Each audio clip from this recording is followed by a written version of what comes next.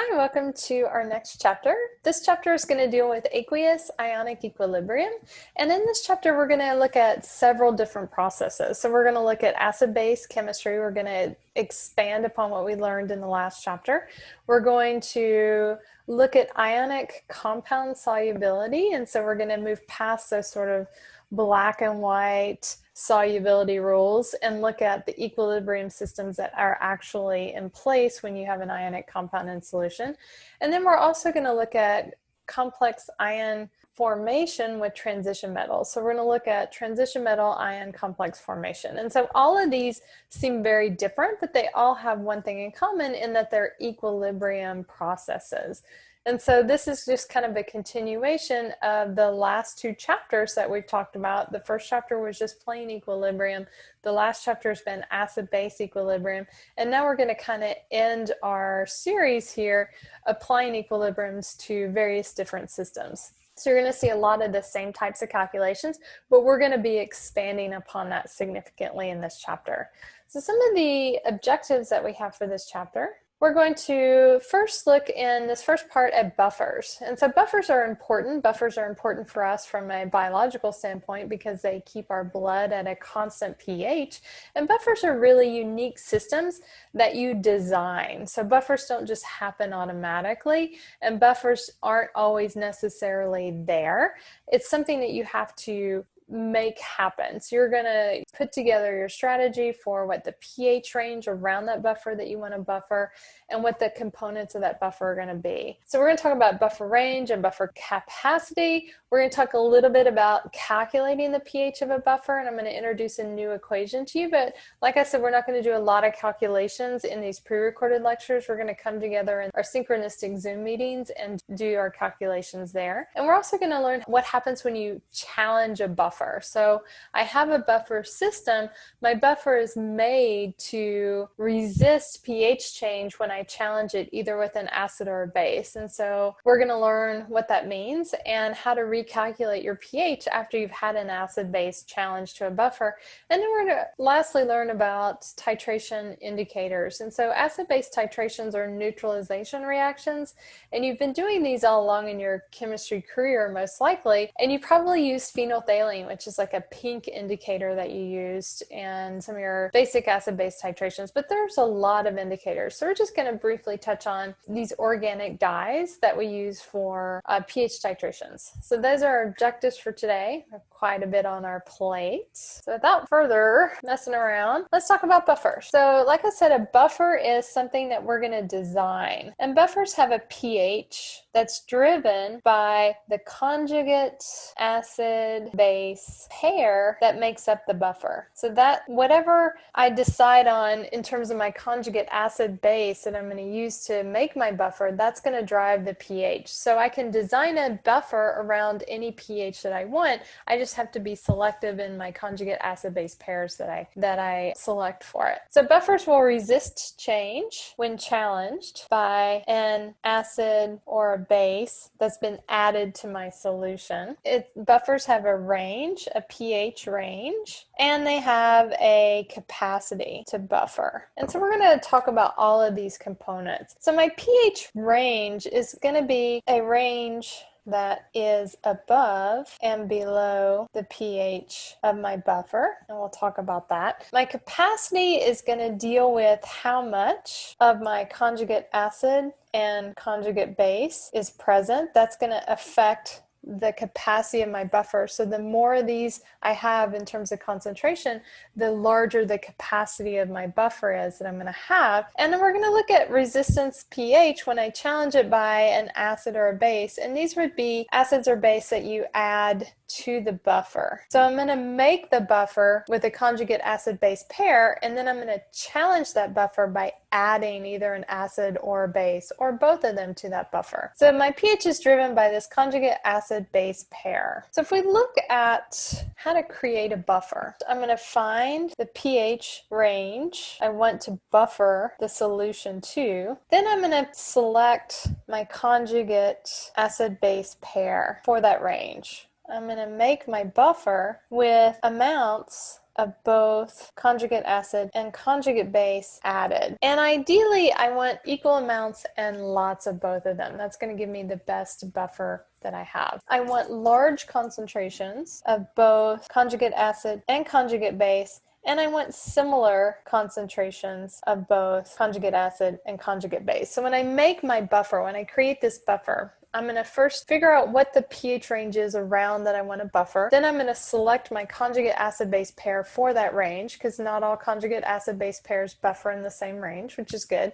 And then I'm going to make my buffer by taking amounts of both the conjugate acid and the conjugate base and dissolving those into solution. Acetic acid is C2H3O2, and it's made from this acetate polyatomic ion. And I have my ionizing hydrogen here. So if I have acetic acid in solution, and I'm just going to add water here, it's going to be in equilibrium with hydronium ion and the acetate polyatomic ion. So if I just take acetic acid and I dissolve it in water, I'm going to have this equilibrium system here. This is going to have a relatively small Ka. If I were to write my law of max action, my Ka would look like this, with hydronium ion concentration, acetate ion concentration over my undissociated acid. And this would be my Ka. So if I just plugged in that I had 0.150 molar of acetic acid, I could calculate the pH of that solution, because I would have a equilibrium scenario where I could plug it into my Ka here. That would be kind of last chapter. And in this scenario, my assumption is that I'm starting out with none of this acetate ion. So my assumption is if I have this initial concentration, I'm going to produce a little bit of hydronium ion, a little bit of acetate ion. My assumption is I'm going to start with neither one of these. When I make a buffer, my conjugate acid-base pair, first off, let's look at our conjugate acid-base pairs here, right? So this is my conjugate acid, and this would be its conjugate base. So remember, my acid is going to donate a proton, my base is going to accept a proton. So if I have a conjugate acid-base pair, the difference between them is this ionizing proton here. So this is my conjugate acid-base pair here, and this is going to be a conjugate acid-base pair here. I'm not going to worry about water too much. What I'm looking at here is my weak acid and its conjugate base. So if I wanted to make a buffer, and I wanted to make a buffer using acetic acid, I'm going to start by adding in amounts of both of these. So I'm going to have initial concentrations of both of them. So I'm not going to just start with acetic acid and have a little bit of acetate ion, because my Ka is so small, I'm going to force this equilibrium in a way that I have appreciable amounts of both of these. So I'm going to start with both of these. These would be my conjugate acid, and this would be my conjugate base, and I'm going to add in large quantities of both of them. That's going to create my buffer, because now I'm going to have a system where I have a large amount of this and a large amount of this in solution. And then that is going to allow me to effectively buffer against pH change. If you look here, this is just showing this with acetic acid. So what I'm adding here is, this is my weak acid, so this is my acetic acid, and this is the conjugate base. And I'm not just going to have acetate laying around. I'm probably going to have acetate in a part of an ionic compound. And remember, your acetate ion is highly soluble. So whatever metal it's associated with here, when I add it to water, those are going to break apart. And so I'm going to have free acetate ion. This metal is just going to be a spectator ion. It's not going to be involved in anything that's happening in that buffer solution. And so my components here that I'm going to be looking at are the fully undissociated acetic acid that's coming from the weak acid part, and the acetate ion, which is coming from my sodium acetate solution. And I'm going to mix those together in large amounts, and so that's going to create my buffer. So what's going to happen with this buffer? Buffers can be really complicated at first. If you just kind of break it down into, there's only two things that can happen in a buffer. Is you can have an acid added in, or you can have a base added in, and those are going to behave predictably. So I'm going to go back to my acetate buffer here. But now, since this is a buffer, I have appreciable amounts of both of these. So I have a buffer, I have a significant amount of my conjugate acid here, and I have a pretty significant amount of my conjugate base. And that's going to make up my buffer. So what happens if I add an acid? to the solution. What is HCl going to react with in the buffer? If I'm forming this, and remember if HCl is a strong acid, then this is essentially H plus that I'm adding in. What is H plus going to react with? Well, H plus is not going to react with my conjugate acid because it's not going to pick up another hydrogen. It's not going to really react with water here, but it can react with my conjugate base because remember, I have a lot of this present. I have a lot of this present and I have a lot of this present. So when I add in H plus, my buffer is going to work by my conjugate base is going to react with the hydrogen ion here. And what that's going to do is it's going to shift and I'm going to start producing more of my conjugate acid. So if I add in H+, what's going to happen is my H+ is going to react with my conjugate base. This is why I need this in a large amount. And it's going to produce HC2H3O2, which is my conjugate acid. So when I challenge my buffer with an acid, I'm basically reacting with the conjugate base that's in that buffer, and I'm going to be producing more of this. So when I add my acid, I'm going to see this concentration is going to decrease because it's reacting with the acid, and this concentration is going to increase because I'm producing it. And as long as I have a lot of this and I'm not adding too much acid, so this is going to allow me to buffer the pH here. So I won't have a big change. I might see a little change in pH, but I'm not going to see a huge change because if you think about it, this is a strong acid. So if I just have this present and I add this in, the pH is going to go down a lot. And it's going to go down significantly because whatever the hydrogen ion that's being produced from this is going to swamp whatever this is that's here. But if I have a lot of this present, it's going to step in and it's going to react this hydrogen ion before it's able to really drop the pH. And then I'm going to see a little bit of it drop in pH because I'm increasing my weak acid. So it's going to have much less of an effect. So that's what happens if I challenge my buffer with an acid. If I challenge it with a base, so let's say I add in hydroxide. So let's say I add in NaOH. This is going to be adding in OH minus into my solution here. And I want to know what is my hydroxide going to react with in the buffer. Now remember the things that I have in solution,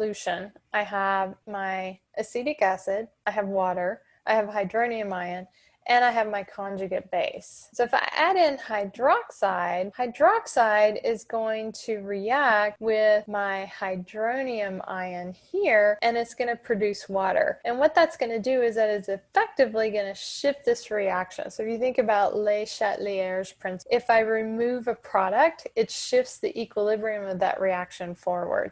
And so by adding hydroxide, I'm going to neutralize it with my hydronium ion, but that is going to shift this reaction so that I'm going to start disassociating more of my acetic acid. So it's less of a direct effect and a little bit more of an indirect effect. So this up here was more of a direct effect. Hydrogen ions reacting with my conjugate base, and I'm going to produce my conjugate acid. Here I have more of an indirect effect where my hydroxide that I'm going to add in is going to react with the hydronium ion and produce water, and then that is going to effectively shift the equilibrium of this reaction because I'm taking this out forward, and I'm going to end up as a result, I'm also going to produce C2H3O2 minus, and I'm going to use up some of my conjugate acid. So what I'm going to see is I'm going to see my conjugate acid is going to decrease and my conjugate base is going to increase. And so that's going to be the effect if I challenge my buffer with a base buffer challenge. And if you think about it, if I just dumped a bunch of base in with a weak acid, it's going to kind of flood that system, and I'm going to see a significant increase right away in my pH that's driven by this hydroxide because this is a strong base. But if I have a buffer, I'm not going to see that because I'm going to have appreciable amounts of this present, and this is going to quickly neutralize my hydroxide, and then I'm going to see a small increase in my buffer pH because I'm producing a little bit more of this acetate ion and I'm decreasing my weak acid here. So both of these, my conjugate acid and my conjugate base, are going to affect the pH of the buffer. And then if I challenge, so these would be a scenario where I'm challenging my buffer, I'm going to be changing the concentration of this. I'm going to be either increasing the concentration or decreasing the concentration of these two components when I challenge that buffer.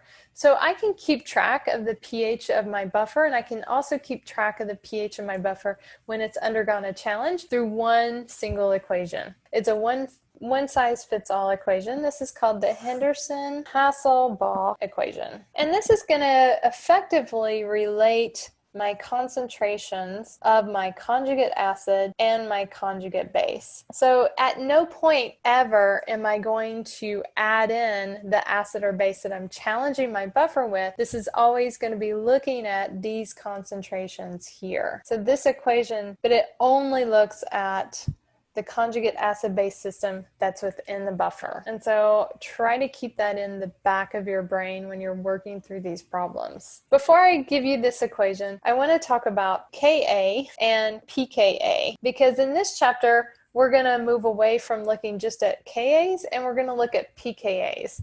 And a pKa is simply the negative log of the Ka. Just like pH is the negative log of hydronium ion concentration, pKa is the negative log of Ka. I can also apply this to Kb. So pKb is equal to the negative log of Kb. And then I can actually apply these two together, since these are related by these log systems, that pKa plus pKb equals 14. Just like pH plus pOH equals 14. So these might be nice things to just kind of have handy to think about these relationships. And then also I can toggle back and forth between Ka and Kb this way, and we did this in the last chapter, is my ion product constant for water, which is 1.0 times 10 to the minus 14th at 25 degrees, is equal to Ka times Kb. So if I have a Ka and I want to know a Kb, I can use this equation to get back and forth. If I have a Ka and I want to know the pKa, I can take the negative log of that. So these are always going to be positive values. So when you're taking the log, you're always going to take the negative of the log because the log is going to give you a negative value out. So if I go back to that Henderson-Hasselbalch equation, to calculate the pH of a buffer, I'm going to use this equation here. I'm going to say the pH is equal to the pKa plus the log of my concentration of conjugate base over my concentration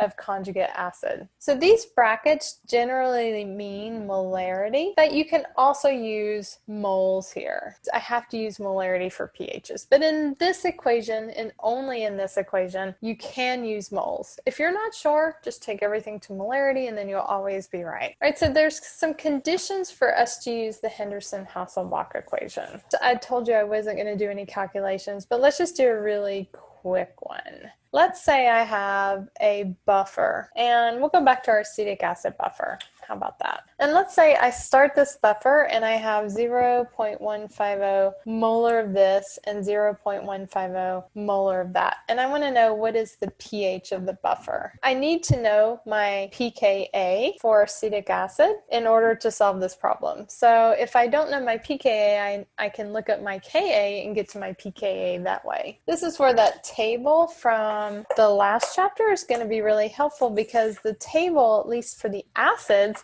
gives you the pKa values as well. What you'll notice is I have my standard Ka values here, but I also have the pKa. So my negative log of my Ka has already been taken care of for me. So my pKa for acetic acid is 4.74.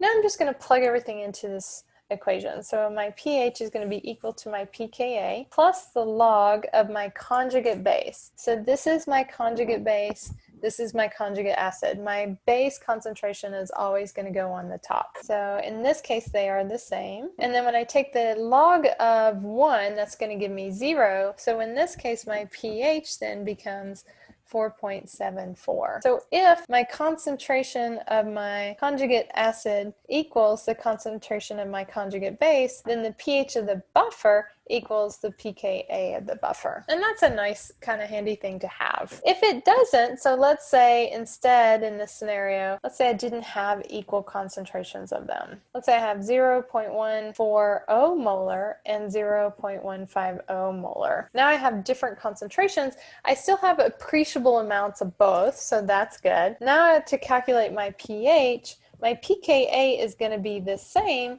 but now my log ratio here is going to be different. When I work this out, I'm going to get 4.74 plus 0.02996 and so forth. I'm going to add that together. And my pH is going to be a little bit higher than the pKa, 4.77. So not much, but a little bit higher, which I would expect because I'm going to have a little bit more of that conjugate base present than my conjugate acid. So I would expect my pH to be a little bit higher. So I can use this equation to calculate the pH of a buffer. Let's say I have a buffer and I don't make it with a weak acid, I make it with a weak base. So I can also make a buffer with a weak base, and now this is my conjugate base and this is my conjugate acid. And so I'm going to have a Kb for this. I would want to convert that to a Ka, then get my pKa, and then plug it into my equation. So this could be a buffer where I have, this is my conjugate base, and this is my conjugate acid. And if I have appreciable amounts of both of these,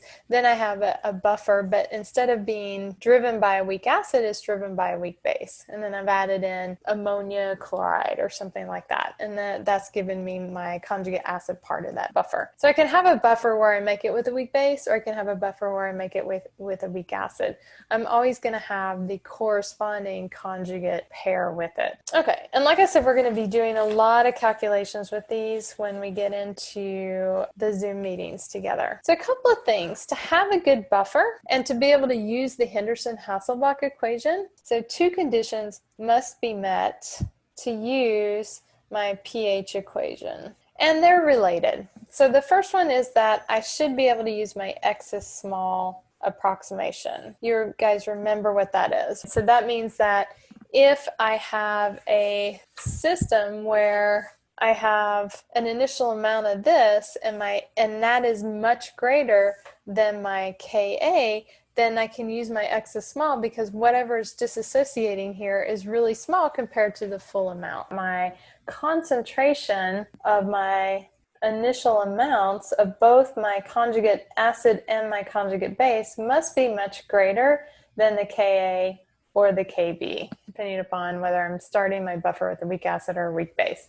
So these initial concentrations much be greater. And so we're looking at something greater than about 10 to the third, greater than or equal to 10 to the third. So if I have that difference, then that's going to allow me to use that Henderson-Hasselbalch equation. The second one is that I have appreciable amounts, so my amount of my conjugate acid and the amount of my conjugate base are not too small. So these kind of go hand in hand. So if these are really small, then I probably can't use my X is small approximation.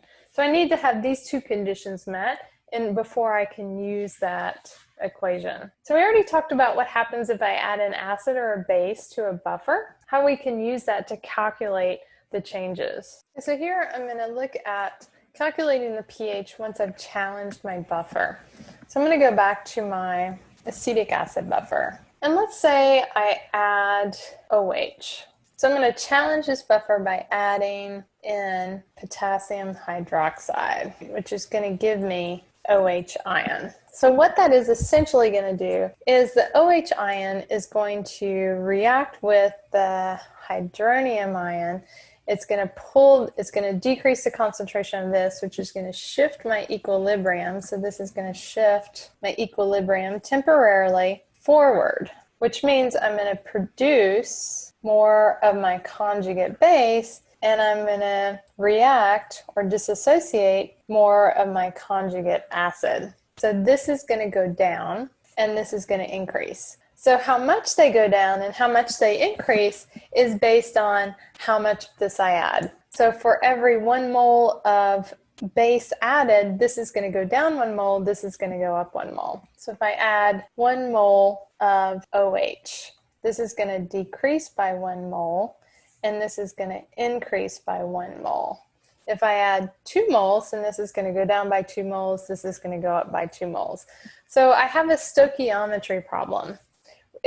Whatever I add in, it's going to decrease this by the same amount, it's going to increase this by the same amount. So the first thing is I'm going to figure out what my stoichiometry event is. We're going to call that a stoichiometry event. I need to first find moles of acid or base added. Then I'm going to subtract and add moles to my conjugate acid and conjugate base. And adding and subtracting is going to depend on which way the reaction is being shifted.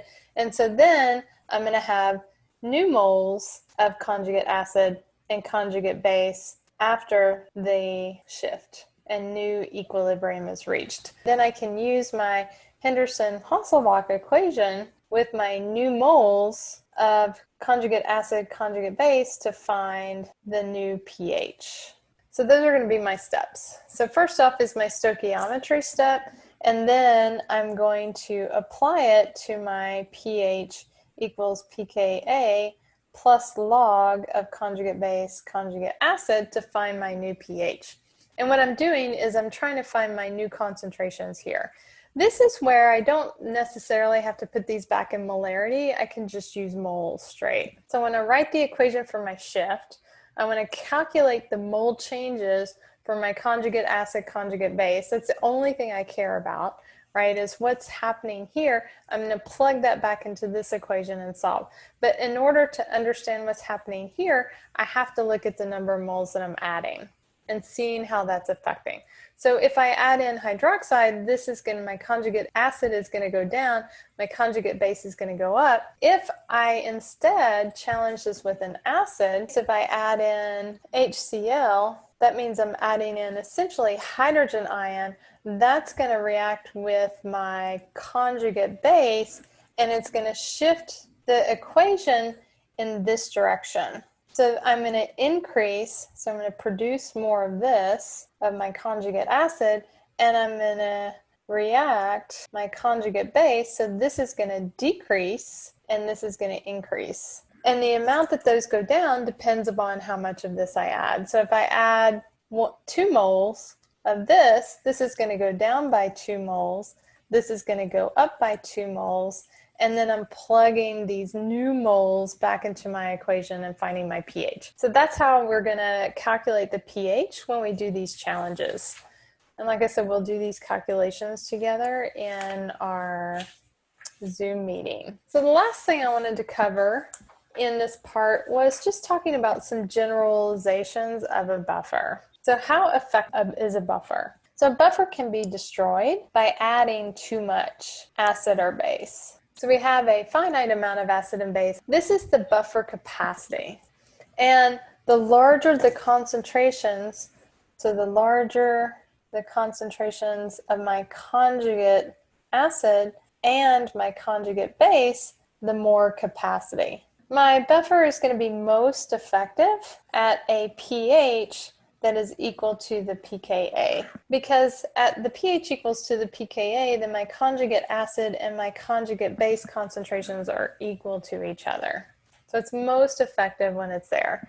But my range can be plus or minus 1 pKa value. So for acetic acid, for instance, acetic acid has a pKa equal to 4.74. So an effective range for a buffer that's made with acetic acid would be 3.74 all the way up to 5.74. So plus and minus 1 pKa value. So this would be the range of this buffer. So if I wanted to buffer my pH to 7, I wouldn't want to use an acetic acid buffer. I would want to use something else that had a pKa closer to 7. If I wanted to buffer around 4, this would be a perfect conjugate acid-base pair to use because my buffer range is right around 4. So this is going to be where we're going to end for today, and then we will come back together and we're going to talk about pH titrations in part 2.